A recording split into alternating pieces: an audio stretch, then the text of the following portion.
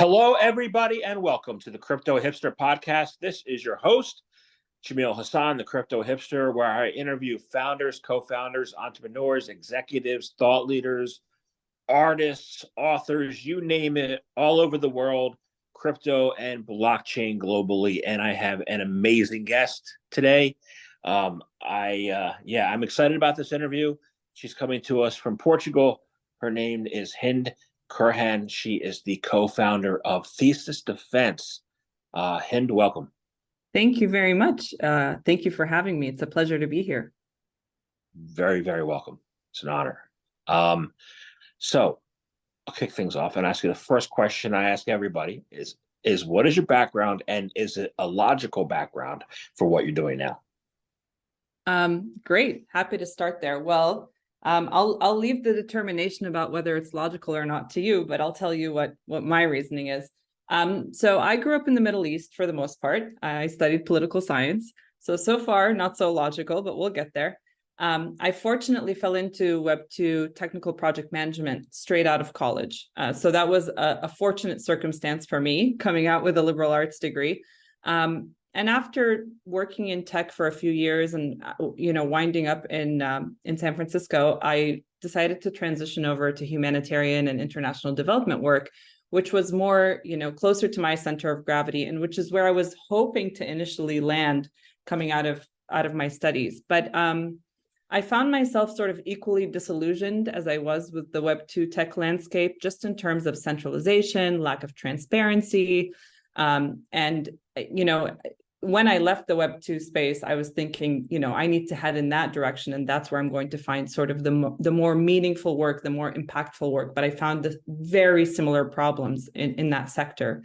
And that's when I found the world of decentralized technology and crypto. And I initially was focused mostly on privacy.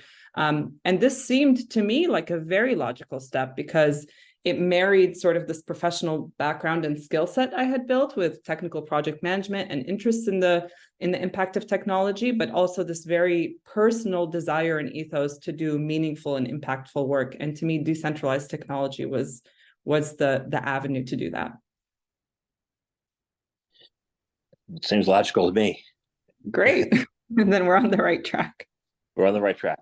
So I want to find out what Thesis Defense is all about and what makes your defense security standard for auditing unique. Yeah, that's a great question. So first of all, Thesis Defense is about bringing a deeply experienced and tight-knit team together with shared values. What are those shared values? Decentralization, user freedom, privacy, self-determination, sovereignty, really enabling human beings to act on their own will within a shared set of norms. We also have a shared vision and desire to make that world where decentralized technology exists work. And in order for it to work, it needs to be secure, right? Folks need to feel safe. They need to feel like their information is safe. They need to feel like their assets are safe. And so security has a tremendous role to play here in order for this to be successful. This is where introducing a robust, a transparent, a methodical standard comes in. And that does not currently exist. So I don't think that necessarily the standard we're defining is unique, just to come back to your question. But the fact that we're taking the initiative, first and foremost, to help define that standard, and very much hoping that it'll be a collective effort by everyone participating in the security and crypto space, I think that's unique. I think to date, that has not been prioritized. And I'm happy to share more about why I think that hasn't been prioritized. But I think the unique aspect of what we're doing here is we're saying, this is what we're going to focus on before focusing on anything else. Well, being that you brought it up, it's a good question. Why hasn't it been prioritized? I think there are a couple of reasons why it hasn't been prioritized. First, the incentives haven't been there, right? There hasn't been a compelling reason for these businesses to behave any differently because they've been profitable and successful, right? They've been bringing in audits regardless of not having a standard. That doesn't mean they haven't been doing good work. It just means that what they've been doing has been sufficient enough to keep their businesses not just running, but incredibly profitable, given the supply and demand problem with security audits.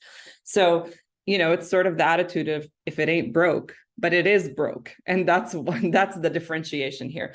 The second is there aren't systems of accountability in the business that we currently work in, right? That we're in this world that we're trying to develop. So, the reason we have systems of accountability in society is to get folks to behave in certain socially acceptable ways in adherence with norms that benefit the greater good. So they don't exist because there hasn't been that system of accountability. Got it. So I'm going to get into the auditing a little bit. I want to first step back and talk about your team, right? Some members of your team have developed their skills after you said you had a humanitarian perspective initially, and you grew up in the Middle, or you worked in the Middle East, grew up in the Middle East. They developed their blockchain skills after they were forced to flee from state-sponsored threats to liberty, privacy, and safety. Right? What was your story and journey like? What was your team's stories and journeys like? I'm interested to find out that backdrop. Yeah. I think one of the things that makes our team, really special is that, and many people, we're not unique in this regard, but we're really driven by personal experiences. We've kind of all gotten here through our various paths and personal journeys that made this the logical outcome for us. For me personally, to answer your question, like I said, I grew up in the Middle East and Africa, for the most part. I come from a multicultural and a multi-ethnic background. I'm intensely rooted in the cultural and historical backgrounds of both sides of my family. And I've experienced and absorbed sort of like all of the richness that comes with that, but also all of the dissonance that one experiences growing up in areas of conflict or areas where, there's paralyzing humanitarian circumstances. It's eye-opening, it shapes you, and it drives you, right? For me personally, my parents were civil servants and diplomats, and it was only natural for me to want to follow in that path. But I found like that the tools being used weren't adequate. They weren't sufficient. And so this is where decentralization really appealed to me. And I think this translates to the rest of our team. We have folks, without going into details and providing personal information that could potentially be threatening to folks, as, coming out of places in the world where access to goods, access to assets, the freedom of movement, the ability to vote, just all sorts of things that define your self-sovereignty and your ability to function in society were prohibited. And so kind of having the very fortunate, but also devastating ability to get out of those places then sort of leaves you with a self-reckoning. What do I do next?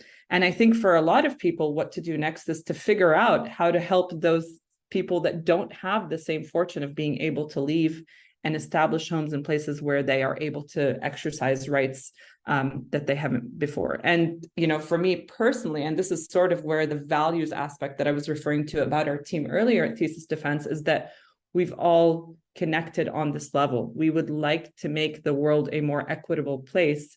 And I think decentralized technology, that is one of the core tenets here. And the way we can contribute is by making that technology as secure as possible, along with our peers in the space, of course. Got it. Yeah. I have my father, when he was young, he fled from India to Pakistan because the Muslims are being purged there. Then he eventually came to the US, and thank God for that, because I'm here. So yeah, and now we're here. So I think this is the beauty of really what we're discussing here is these opportunities are incredible. And my mother would say this is a strike of luck, and you make with it what you will, right? So I can just be like, okay, I got lucky, I'm going to move on with my life, or I can try to sort of perpetuate that and do something good. And even if it's in a teeny tiny little corner and a niche, and maybe that's not the logical conclusion one might reach thinking about, oh, you're doing security audits for crypto. It's much bigger. At least our vision and our values are much bigger. It's not just about, making sure a protocol is secure, but it's about a much bigger vision for what decentralized technology can offer us as a society, and, trying to encourage the broad adoption of decentralized technology by making it secure. I love it. So I want to get into the auditing a little bit. I want to find out the current landscape for auditing blockchain technology. Why is it disorganized and inconsistent? Yeah. Yeah, Yeah, first. that's a great question. I touched on this before, but it's definitely a point worth repeating and building on, because I think this is where sort of the Achilles heel is for the security space within decentralized tech. We as a you know as a niche within the crypto space aren't incentivized correctly. So auditing businesses specifically aren't incentivized to go beyond what they're currently doing, because what they're currently doing sustains their business model. So if you look at things just in terms of, OKRs and KPIs and financials, and if your profit margin is 50%, that's a check mark for the business, right? But if you look at what's happening in the industry and you see that there was nearly $4 billion in hacks last year, that's an X for the industry. So the incentives aren't there. There hasn't been a compelling reason for auditing businesses to behave differently since the industry and business has been incredibly profitable. So, we need to stop looking at profitability for a business as the success metric for auditing. We need to have a greater vision than the one that we would at a very basic business level. And then the second, as I noted before, is accountability. So we don't have systems of accountability in place when it comes to security. So users blindly trust that an audit team has done their best to ensure that a comprehensive audit has been conducted, right? And then we blindly trust that a development team has adhered to best practices when designing and developing their system. And then once an audit has been done, that they have indeed gone and mediated or remediated the issues that they found in the security audit. But audit reports are incredibly technical documents. Most users can't understand an audit report. So there's really no system of accountability to ensure that there's organization and consistency. So somebody has to come and say, this is how we're going to organize. And if you don't adhere to these principles, and ultimately this should be a decentralized tactic, we as a community should agree on a set of principles, and we should agree on a standard, and that we adhere to that standard. And when you don't adhere to that standard, there are systems of accountability in place. And then we will, this ultimately shapes human behavior, and this will then benefit the industry. And I can talk more about how it would benefit the industry if you'd like. I would like that. Okay. So how would this benefit the industry? Why does all of this matter? Okay, you have a standard, you have system of accountability. So what? Well, right now we are constantly going through these market transitions, bear, bull, volatility. One of the main reasons we're going through these swings is because of the lack of consistent investment pouring into crypto and Web3, right? So it's basic. People pull out their money, market crashes. People put in their money, the market pumps. That tells us that we need to appeal to institutional investors who can create some semi-permanent market stability. So this reduces the volatility, and that volatility is paralyzing. So ultimately, when we reduce the volatility, that means we can successfully build in the space. We also know that we've seen continuous hacks leading to billions of dollars in losses annually, right? Just repeatedly. So I think security plays a larger role than anyone cares to admit. How can we appeal to institutional investors if they don't think their assets are going to be safe? As an individual, I feel exactly the same. I'm much less inclined to invest in a project if I'm unsure of the security posture. Has it been audited? Who audited it? Who ensured that they audited it comprehensively? According to what standard? What does an audit look like? What should the methodology entail? Is this the right methodology? According to whom, right? So the problem right now is that we rely on the individual projects that we're investing in to do the security due diligence. And that's the only system that's in place. Instead, we need to be making a change as an industry, right? We need to develop a standard, we need to adhere to it, and we need to hold accountable those who don't. And if we do that, and if we do that repeatedly, and if we do that successfully, then when institutional investors look at, the incredible technology we're building, and it's missing the aspect of hacks, they're going to be a lot more comfortable putting their money in our industry. And the result of that is going to be more market stability. That all makes sense. want to go back to what you said. You said the measure should not be profit. The first point was the measure should not be profitability. In addition to needing sustainability, if it's not profitability, what does your standard look like in order to capture those institutional investors? Well, look, as a business, of course, profitability is key, right? You can't really function, unless you're a nonprofit, and there ain't no nonprofit auditing businesses around here. So my point here is that I want to try and draw a parallel here. It's like if I was selling tires and I was profitable, that would tell me that my tires are the desirable tires. Everybody comes back, they continue to buy my tires because my tires are good. That means my tires are good, and that means my business is sustainable and profitable. If I'm selling audits and I'm profitable, that's not an indicator that my audits are good, because there's a huge supply and demand problem, and there is no method or measuring stick to indicate whether my audits are good or not. We just have created a norm. There are people who really care about security and really want their code audited and want users to have safe code to utilize and interact with. And there are folks who want audits because they just want a sticker that says I've been audited so that they can get their business off the ground. But we have no way to easily differentiate between those types of audit customers. So, if we continue to get millions and millions of audit requests, that doesn't mean our audits are good. Lots of, not so great auditing companies get lots of audit requests. So the point I'm trying to make here, the nuance is that just being profitable doesn't mean we're doing well in our business. It doesn't mean we're doing right by security. So nobody has been incentivized because they've been profitable. And I think, it's easier in a bear market to be like, okay, things have slowed down. What are our values here? We want to be a profitable business, but do we care about decentralized technology? If the answer is a resounding yes, then we need to think about how to make this a more sustainable, industry, and security plays a huge part. And just, taking advantage of the market of people who want audits isn't going to help. We need to create a standard. There needs to be a methodology. It needs to be repeatable. And I hate to say it, but it needs to look like sort of the traditional finance world.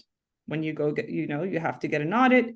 If you don't get an audit, then you get your hand slapped and you get a fee, and there's a regulator. And I hate to use the word regulator anywhere near our industry, because, I do share the values that we all share in this industry, but, there are things to learn from traditional finance systems and the way audits happen in that world. And I think we would benefit from taking a beat and looking at that and seeing what we can utilize that would benefit us.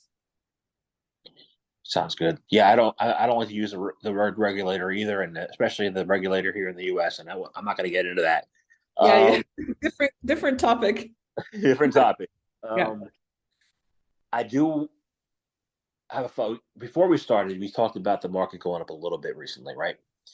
And that's not because of sustained capital flowing in. That's because more of derivatives and short selling and trading. And if everybody's short selling and creating derivatives, then maybe they don't. People who are here do not want the decentralized world to succeed. How do we get those institutions in? How do we bring the next wave of capital in? And how do we get more people who want this industry to succeed? By empowering the people who have the right values, who are like embodying the core tenets of decentralized technology. You're always going to have folks who are going to come into an industry and try to milk it for what it's worth. That's just a part of living and existing in the current capitalist society. But there are people who are in fact really committed to the core tenets of decentralized technology and the kind of impact it can have on us. And so, I think what that means is we need to empower those people with those values and point investment to those projects and empower those projects. But I think we can all very easily get swept away in sort of like the money crypto aspect of this, and we lose sight of the tech crypto aspect of this, there's a very interesting article by Bill Hughes, who's GC at Consensus, and he wrote an article called Money Crypto versus Tech Crypto, and it sort of explains this very well, is that for those of us who are really on the side of tech crypto and want to decentralize, we need to be focusing on the values of decentralization and working progressively towards that, and not getting caught up in the how much money can we make in the shortest period of time. And so, yeah, I think if we empower those projects, if we build secure protocols, especially for the projects that are really building the good kind of tech, and we drive investment there, I think that then our, sort of our desires and our values will be realized. I agree. I get DMs on Twitter X frequently, not every day, but people say, "Oh, I want to make. I lost all my money. I want to make money quickly this week. What do I invest in?" And I'm like, "You're coming to the wrong guy." I'm on the slow path. But I believe in the technology. So yeah, and this is basically why the team at Thesis Defense is about the technology. The other thing that, the reason we love the work that we do is we get to see the technology firsthand. Auditors really are they're at the front line. Something new is developed, they have the opportunity to look at it first. They get to engage with the teams building it. They get to learn. And it's incredibly stimulating. It's incredibly insightful. And that's a privileged position to be in this space. So, we care. We want to be involved. We want to learn. We want to expand our knowledge. We want to contribute. And this is where the standard comes in. Awesome. I love that you care. My next question is about people who don't. They're called hackers, right? Yeah. So how has a lack of effective auditing standards in blockchain helped hackers, exploit, I guess, protocol vulnerabilities, but steal billions of dollars? Yeah, that's a really great question. And it's along the lines of, what I've said already. And like I said before, this is really important and we should be saying it over and over again, but there's no measuring stick for what an audit should entail, or, what best practices ultimately should look like, or what industry standards should look like for security. We know that there are certain best practices for for developing this technology or developing with this language, but we don't have this body of knowledge that we all agree that is the standard and that is organic and live and that we continue to work on collectively. And there are no consequences in the event that, that the audits aren't being conducted comprehensively, or that best practices and standards aren't being adhered to. And there's also no hard requirement to even get an audit, right? So this lack of coverage and community consensus and cooperation, it leaves projects vulnerable to these kinds of attacks. It would be like having no defense strategy on a basketball court or in the battlefield.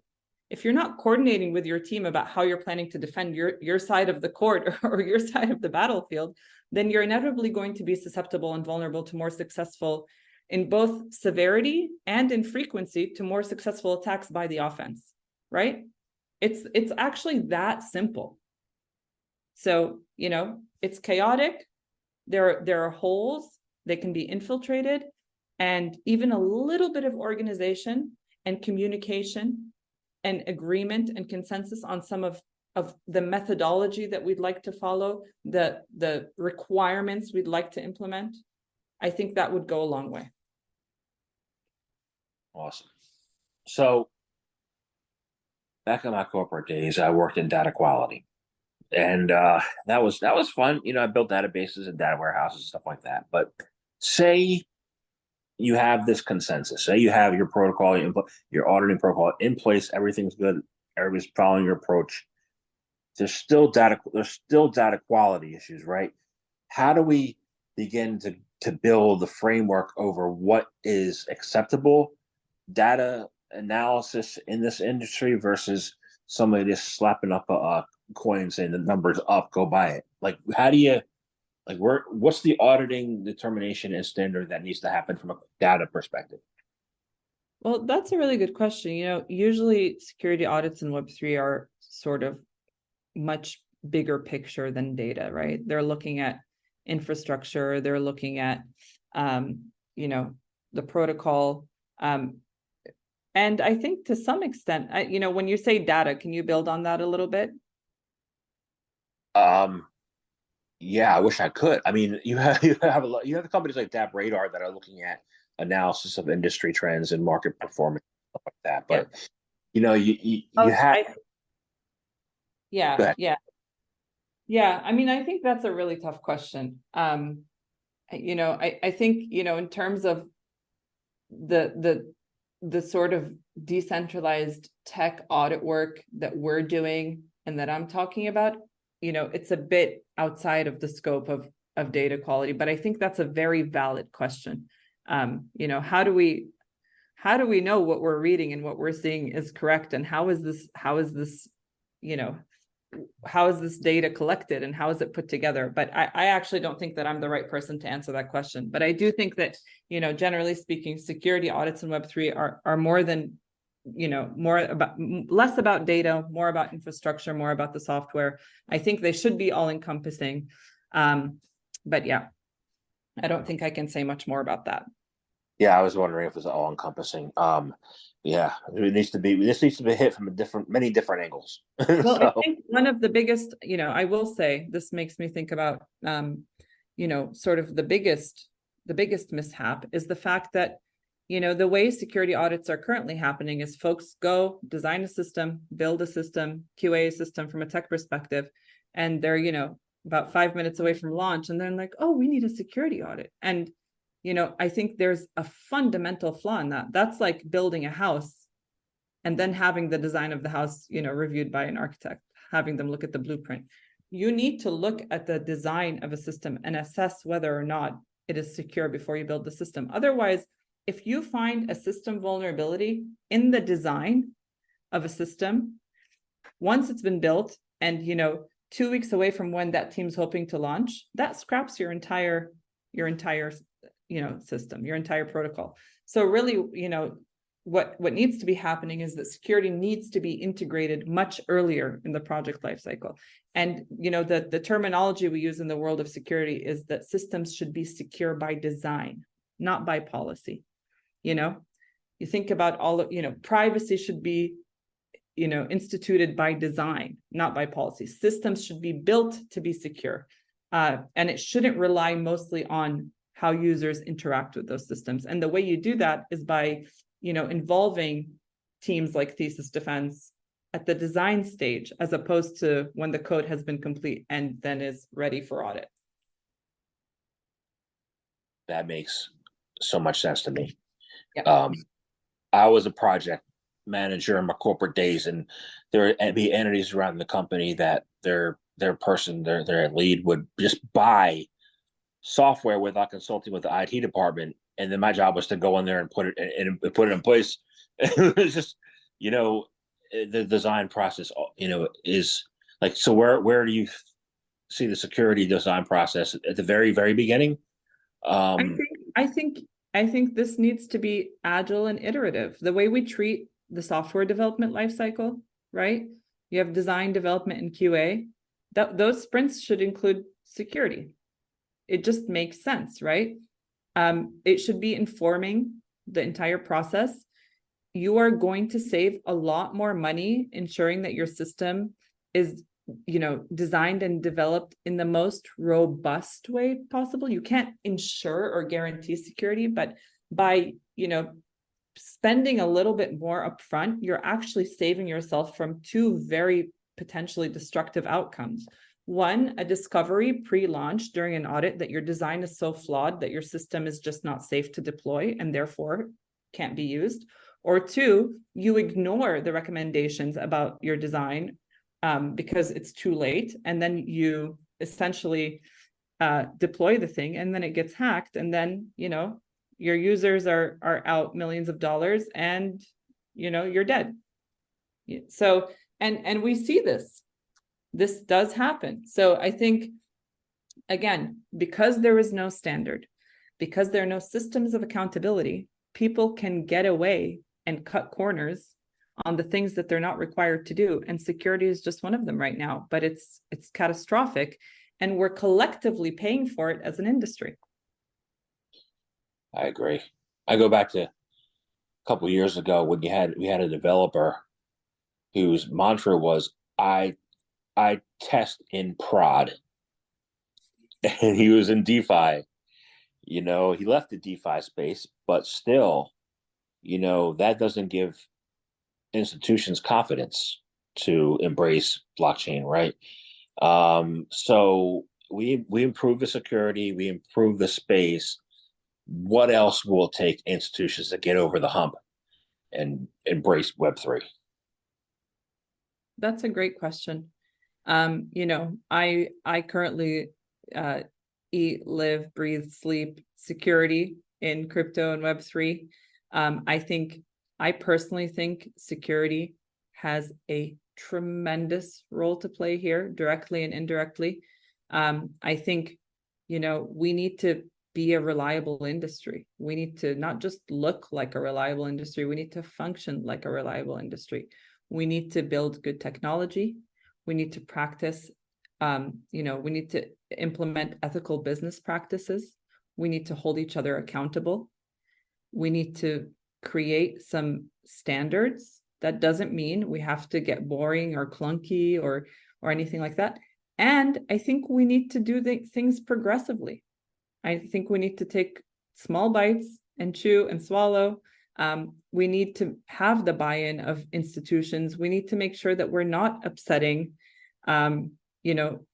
those who we do not speak of, so that they shut things down, because that doesn't help us, right? So I think, we can take radical approaches to this, or we can take progressive approaches to this. And while things may not move as quickly as we'd like, I think it will get us there in one piece. And as far as security is concerned, yes, we can all continue to profit, and we can continue to provide this niche service to which there is great demand and little supply.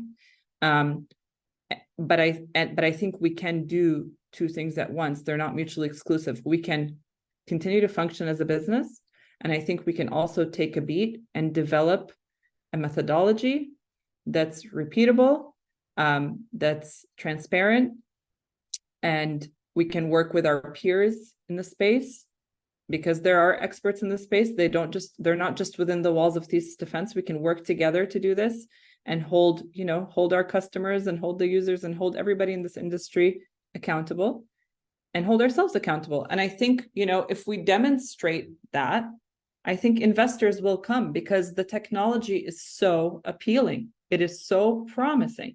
And I think they want to. I think they really do want to. I think there's a lot of interest. I think there's just a lot of fear. And so we need to remove the elements of fear. And I think that will encourage, a progressive, sort of the ability for institutions to confidently invest, and for there to be the broad adoption of decentralized technology. I would love for that to happen. That'd be great. Me too. It would be fantastic. Yeah. So I want to thank you very much for your time today. I enjoyed speaking with you. I love this conversation, and I hope that you guys succeed very, greatly. And I have one last question. Shoot. How can people find out more information about you, about Thesis Defense? How can they, sign up, or how can they become clients? How can they do any of that? That's a great question. Thank you for asking that question. So folks can go to thesis.co/defense. They can schedule a call. They can shoot us an email. We're happy to jump on a call and talk through our services, introduce our team, talk through our capabilities, and importantly, get to know prospective customers and learn about their projects and see if we're the best team to help them, help secure their protocols and look at their designs and look at their implementations. And I think that's the best way. That's the best way to get in touch. And I also want to thank you very much for having me. I thoroughly enjoyed this discussion.